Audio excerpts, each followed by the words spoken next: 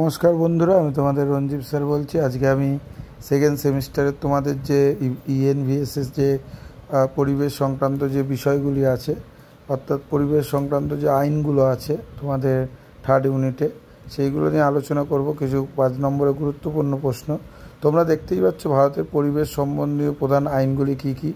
সেই আইনগুলি ভারতীয় অরণ্য আইন, বন্যপ্রাণী রক্ষা আইন, যে আইনগুলো আছে পরপর, ঠিক আছে। এছাড়া পরের কোশ্চেনটা হচ্ছে পরিবেশ আইনের মূল ধারাগুলি কী কী। এছাড়া বায়ু দূষণ প্রতিরোধ ও নিয়ন্ত্রণের উদ্দেশ্য প্রয়োজনীয়তা কী, ঠিক আছে। বায়ু দূষণ নিয়ন্ত্রণের জন্য আমরা কী কী ব্যবস্থা নিতে পারি। 3 নম্বর কোশ্চেন তোমরা দেখছো 1981 সালে নতুন যে বায়ু দূষণ প্রতিরোধ আইন তৈরি হয়েছিল, সেই আইনটা সম্পর্কে তোমাদেরকে একটা কথা বলে রাখি, এই লেখাগুলো কিন্তু খুবই সোজা ভাষায় লেখা আছে। তোমরা স্ক্রিনশট বা পিডিএফ নিতে পারো, ঠিক আছে। ইএনভিএসের আমি ফার্স্ট সেমিস্টারেও তোমাদের দিয়েছিলাম, সাহায্য করেছিলাম। এই লেখাগুলো তোমরা করলে কিন্তু খুবই মানে সোজা ভাষায় লিখতে পারবে এবং খুব অল্প পরিমাণ লেখা আছে। দেখো ধারাগুলো আইনের 21, 22, 24 ও 50 নম্বর ধারায় নতুন যে বায়ু দূষণ আইন তার সম্পর্কে আলোচনা করেছে।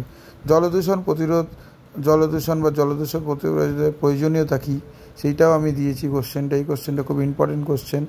তারপর কোশ্চেনটা আছে জলদূষণ নির্ধারণের জন্য কী কী আইন, মানে জলদূষণ রোধের জন্য কী কী আইন আছে। তোমরা পরপর দেখতে পাচ্ছ আইনগুলোর ধারাগুলো, 5টি ধারা দেওয়া আছে। এবার আসছে শব্দ নিয়ন্ত্রণ ও প্রতিরোধ আইন সম্পর্কে আলোচনা করো। এটা হচ্ছে শব্দ নিয়ন্ত্রণ প্রতিরোধ আইন, অর্থাৎ 1941 সালে যে সাইলেন্স জোন যে আইনটা, নিঃশব্দ প্রতিফলন, যেটা হাসপাতাল থেকে 100 কিলোমিটার চত্বরে কোনো মাইক পটকা বাজানো যাবে না, ঠিক আছে। এইগুলো বাজি থেকে আরম্ভ করে হরেন, কলকারখানার যে আওয়াজ, সেইগুলো করা যাবে না। এই কোশ্চেনটা কিন্তু খুব ইম্পর্টেন্ট কোশ্চেন। শব্দ নিয়ন্ত্রণ প্রতিরোধ আইন সম্পর্কে কী জানো, আলোচনা করো। এছাড়া তোমাদের আরেকটা কোশ্চেন আছে, সেই কোশ্চেনটা তোমরা দেখতে পাচ্ছ।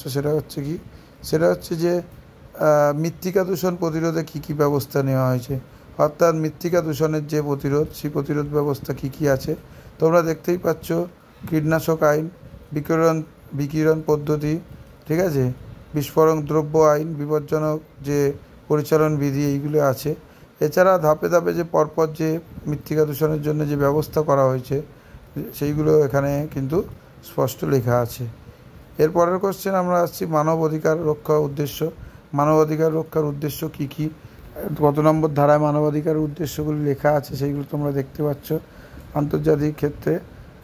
এছাড়া ভারতের মানবাধিকার সম্পর্কে যে পদক্ষেপ নেওয়াগুলি হয়েছে, সেইগুলিও কিন্তু আলোচনা করা হয়েছে, ঠিক আছে।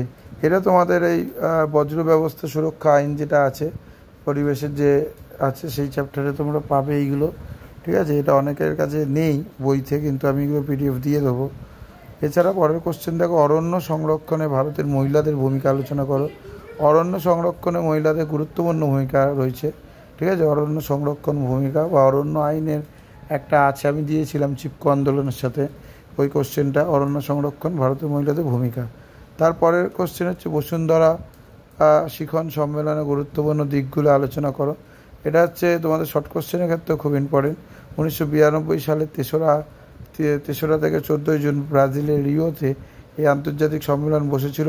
130টি দেশ এখানে অংশগ্রহণ করেছিলেন, ঠিক আছে। এইগুলো তোমরা করবে, এই কোশ্চেনগুলো কিন্তু আসবে, এইগুলো তোমরা স্ক্রিনশট তুলে নিতে পারো। কারোর যদি কোনো জিজ্ঞাসা করার থাকে বা কিছু থাকে, সে আমাকে হোয়াটসঅ্যাপ করতে পারো। পিডিএফের জন্য তোমরা হোয়াটসঅ্যাপ করতে পারো নাম্বারে।